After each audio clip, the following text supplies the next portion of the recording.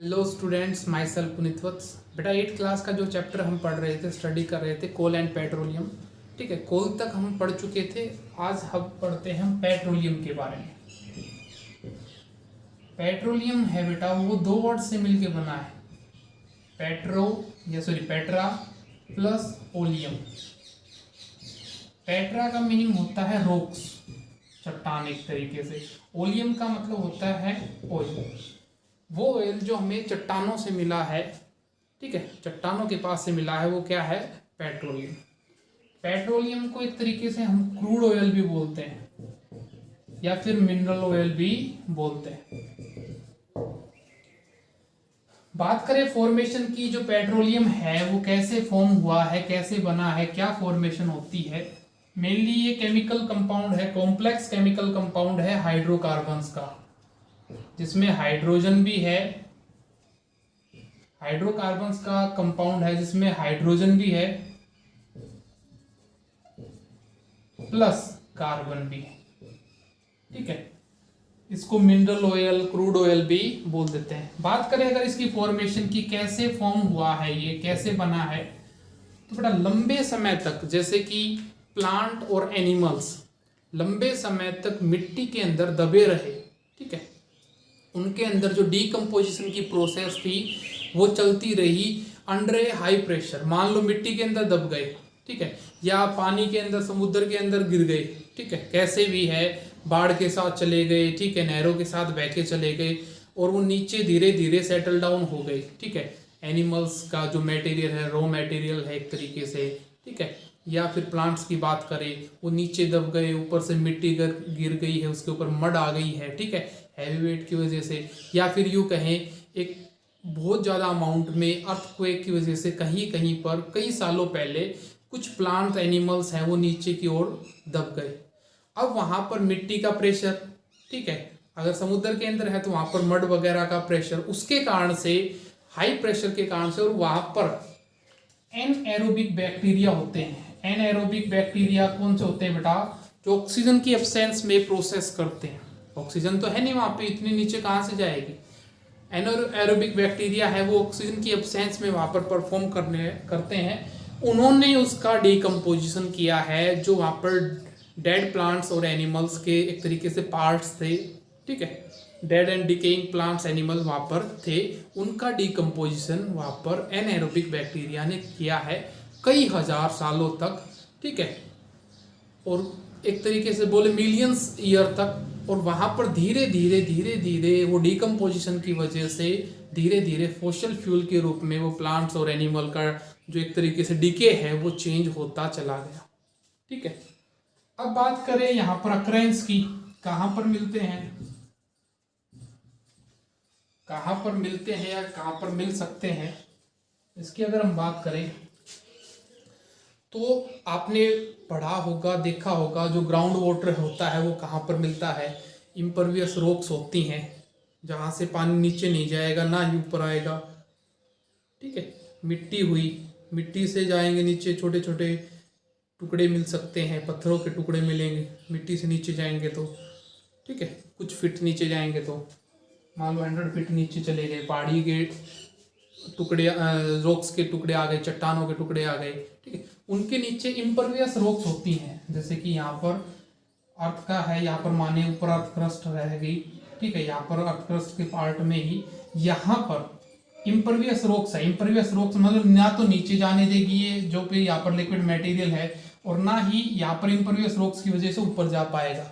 ठीक है, तो यहाँ पर क्या करते हैं बेटा, ड्रिल सिस्टम लगा के और यहाँ से होल करके, यहाँ पर पानी भी रह सकता है, जरूरी नहीं है यहाँ पर पेट्रोलियम प्रोडक्ट ही मौजूद है, जरूरी नहीं है, यहाँ पर पानी भी हो सकता है। ठीक है, पानी भी मिलता है, लेकिन जहां जहां पर, किन एरिया में, जिन देशों में जहां पर पेट्रोलियम प्रोडक्ट मिलते हैं, या तो वहां पर इम्परवियस रॉक्स के बीच में पेट्रोलियम प्रोडक्ट है, या फिर पानी है भी तो, और वहां पर पेट्रोल है भी, तो पेट्रोल क्या होता है, उसकी लो डेंसिटी के कारण से, और पानी हाई डेंसिटी के कारण से नीचे रह जाएगा, और पेट्रोलियम प्रोडक्ट है वो एक तरीके से लो डेंसिटी के कारण से ऊपर आ जाते हैं। ठीक है, और यहाँ पर गैस भी एक तरीके से, जो फ्री स्पेस है यहाँ पर गैस भी है, वो एक तरीके से पेट्रोलियम प्रोडक्ट्स के कारण से जो नेचुरल गैस प्रोड्यूस हुई है वो भी यहाँ पर रहती है। तो ड्रिल सिस्टम करके यहाँ से हम पेट्रोलियम प्रोडक्ट को निकाल देते हैं, जैसे कि कुएं से पानी निकालते हैं बोरवेल करके, सेम वही सिस्टम। ठीक है, इराक ईरान में ये चलता है। ठीक है, ऐसे हम पेट्रोलियम प्रोडक्ट को निकाल लेते हैं। इनिशियल स्टेज में इसको क्रूड ऑयल बोलेंगे, एक तरीके से कच्चा तेल जिसको हम प्योर करेंगे, अलग अलग उसके जो कंपोजिशन है उसके अंदर तोड़ेंगे, जैसे कि पेट्रोल, कैरोसिन, ठीक है, डीजल, पैराफिन, वैक्स, ठीक है, इस टाइप से उनको अंदर अलग अलग में तोड़ेंगे।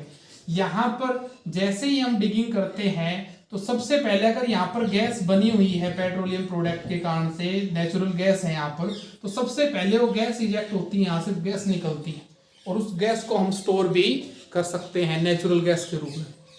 कंप्रेस करके रख देंगे तो उसको कंप्रेस्ड नेचुरल गैस बोल देते हैं। और यहाँ से जो पेट्रोलियम प्रोडक्ट निकालेंगे, एक तरीके से क्रूड ऑयल निकालेंगे, ठीक है, उसके अंदर सारी चीजें मिक्स होंगी, पेट्रोल भी मिक्स रहेगा, डीजल भी मिक्स रहेगा, कैरोसिन ऑयल भी मिक्स रहेगा। तो उनको अलग करने के लिए हमारे पास एक प्रोसेस होती है जिसको बोलते हैं फ्रैक्शनल डिस्टिलेशन।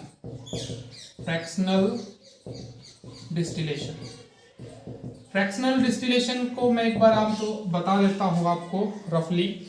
इसमें क्या होता है, जैसे कि इस टाइप का एक बड़ा सा हमने एक तरीके से टैंकर है या यूं कहे कंटेनर है वो तैयार किया है, ठीक है, और यहां से हम सप्लाई देंगे इधर से बहुत ज्यादा टेम्परेचर करके एक तरीके से, ठीक है, यहां से क्रूड ऑयल की सप्लाई दे रहे हैं। किसकी सप्लाई दे रहे हैं बेटा? क्रूड ऑयल, जो रॉ मटेरियल के रूप में वहां से निकलेगा, यहां से हो जाएगा।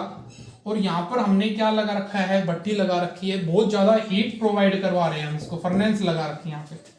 अब यहाँ पर जाएगा तो अलग अलग इस टाइप के सिस्टम बने होते हैं, ठीक है, यहाँ पर थोड़ा सा होल रहेगा इस टाइप से, ये ऐसे, ठीक है। अब आपको पता है इस टाइप की फॉर्मेशन होती है।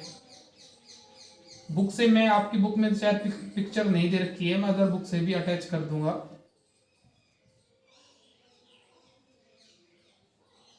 कुछ इस टाइप से होता है। अब क्या है, जब इसको टेम्परेचर देंगे हम फर्नेस के अंदर, भट्टी के अंदर बहुत ज्यादा टेम्परेचर प्रोवाइड करेंगे, तो हाई टेम्परेचर की वजह से एक तरीके से ये लिक्विड में चेंज होके, और यहां पर सबसे पहले यहां पर बात करें, अगर हम मान लो जो गैस है वो जल्दी से वहां से पास होने की कोशिश करेगी, तो यहां से जो होल्स है, यहां से गैस है वो पास हो जाएगी।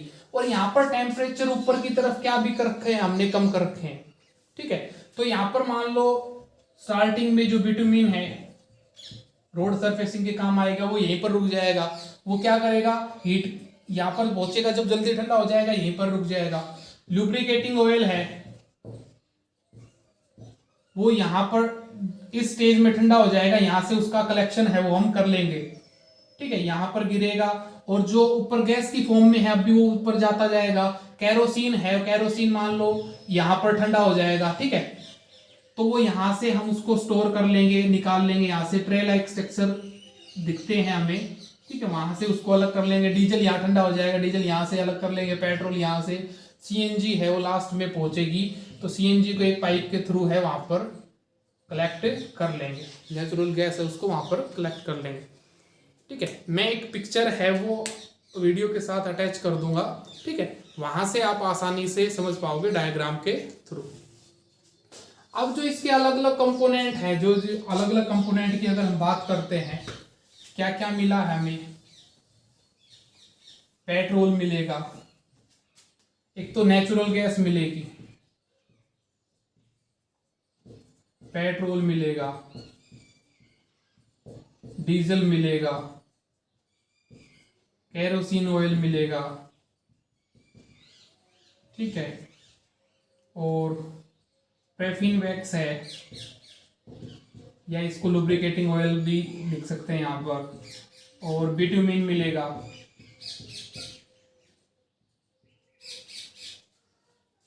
ठीक है, सॉरी यहाँ पर एलपीजी मिलेगी, LPG liquid petroleum gas. Starting में हमें वो नेचुरल गैस है वो मिल जाती है, वहीं से वो इजेक्ट हो जाती है, लेकिन जैसे इसका फ्रैक्शनल डिस्टिलेशन करेंगे तो हमें लिक्विड पेट्रोलियम गैस है वो यहाँ से मिलेगी, ठीक है, इस टाइप से हम इन चीज़ों को अलग कर लेंगे।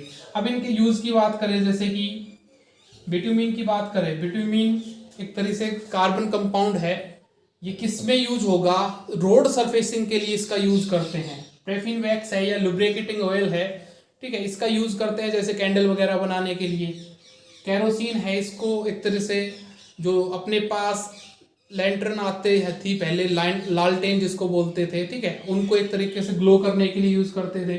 डीजल है, आपको पता है, कार वगैरह, ठीक है, या हैवी व्हीकल चलाने के लिए। पेट्रोल है, बाइक वगैरह, कार वगैरह चलाने के लिए। और एलपीजी अपने घरों में डोमेस्टिक पर्पस के लिए यूज होती है। एलपीजी को एक तरीके से क्लीन फ्यूल भी माना गया है, अच्छा फ्यूल है एक तरीके से, ठीक है। तो जैसे ही पेट्रोलियम की हम फ्रैक्शनल डिस्टिलेशन करेंगे, ठीक है, तो वहां पर अलग अलग एक तरीके से फ्रैक्शन के अंदर टूट जाएंगे, ठीक है, वहां से अलग अलग हम उनको कर लेंगे, एलपीजी वगैरह को, पेट्रोल, डीजल, केरोसिन वगैरह, ठीक है। उसके बाद अगर हम बात की सीएनजी की, जो स्टार्टिंग में जैसे ही हमने वेल की डिगिंग की थी, वहां से जो गैस मिली है हमें, ठीक है, उसको कंप्रेस करके हम उसको फर्दर यूज कर सकते हैं। जैसे कि कार वगैरह चलाने के लिए आपको पता होगा सीएनजी कार वगैरह आती हैं, ठीक है, इजीली अवेलेबल हो जाती है, आसानी से स्टोर हो जाती है, ठीक है, कोई स्मोक ज़्यादा नहीं करती। एलपीजी के भी यही फायदे हैं, ठीक है, और इसमें ज़्यादा स्मेल वगैरह भी कुछ आने का सिस्टम नहीं है, ठीक है, स्मोक वगैरह भी ज़्यादा प्रोड्यूस नहीं करती है, ठीक है। अब बात करें बेटा, जो एनर्जी का एक तरीके से अपनी अर्थ के अंदर भंडार है, भंडार का मतलब जो पेट्रोलियम प्रोडक्ट है, अब ये क्या है, कोई बहुत ज़्यादा अमाउंट में प्रेजेंट नहीं है। जिस स्पीड से हम इनको यूज़ करते जा रहे हैं, जितनी फास्ट हम इनको यूज़ करते जा रहे हैं, धीरे धीरे धीरे धीरे करके ख़त्म होते जा रहे हैं, ठीक है, और एक दिन ऐसा आएगा कि एक्सटिंक्ट हो जाएंगे, बिल्कुल विलुप्त हो जाएंगे। ये करीब 100 से 150 साल तक ही चल सकते हैं अगर ऐसे ही हम इनको यूज़ करते रहे, ठीक है। हमारी आगे आने वाली जनरेशन है, उनको शायद ही ये मिल पाएंगे, क्योंकि हम बहुत जल्दी और ज़्यादा अमाउंट में इनको यूज़ करते जा रहे हैं, ठीक है। तो हमें क्या करना चाहिए, कैसे हम इनको बचा सकते हैं नेक्स्ट जनरेशन के लिए? सबसे पहले तो हमें इनका यूज़ कम कर देना चाहिए। जैसे करते हैं कार पूलिंग या मेट्रो का यूज़ लो भाई, ठीक है, बसेस का लो, ठीक है, वहाँ से पेट्रोल डीजल बचेगा, इस टाइप से कर सकते हैं। या जिस व्हीकल की एवरेज अच्छी है वो परचेज करना चाहिए हमें, ठीक है। रेड लाइट के ऊपर खड़े रहते हैं तो हमें जो इग्निशन है, एक तरीके से जो इंजन है वो ऑफ कर देना चाहिए गाड़ी का, बाइक का, ठीक है। तो वहाँ पर कुछ ना कुछ हद तक पेट्रोल और डीजल वगैरह की बचत होगी। बाकी और भी अच्छे मेथड है, अगर हम अदर अल्टरनेटिव जो सोर्स ऑफ एनर्जी है उनको यूज़ करें, ठीक है, जैसे कि इलेक्ट्रिक कार आ गई हैं, बाइक आ गई हैं, स्कूटी आ गई हैं, उनको हम ज़्यादा यूज़ करें तो हम पेट्रोलियम प्रोडक्ट को कुछ एक हद तक बचा पाएंगे, ठीक है। जैसे इलेक्ट्रिकल कार आ रही है, इलेक्ट्रिसिटी से चलती हैं वो, ठीक है, आसानी से हम क्या उसमें जो पेट्रोलियम जो यूज होता था, पेट्रोल यूज होता, डीजल यूज होता था, उसका कंजप्शन क्या हो जाएगा, अपने आप कम हो जाएगा, और वो आने वाले कुछ और सालों तक भी चल पाएंगे, ठीक है। ऐसे हम पेट्रोल वगैरह, डीजल वगैरह की बचत करके और नेक्स्ट जनरेशन के लिए सेव कर सकते हैं। चैप्टर आपका कंप्लीट है बेटा, पिछली वीडियो से भी आप एक बार देख सकते हैं, रिवाइज कर सकते हैं।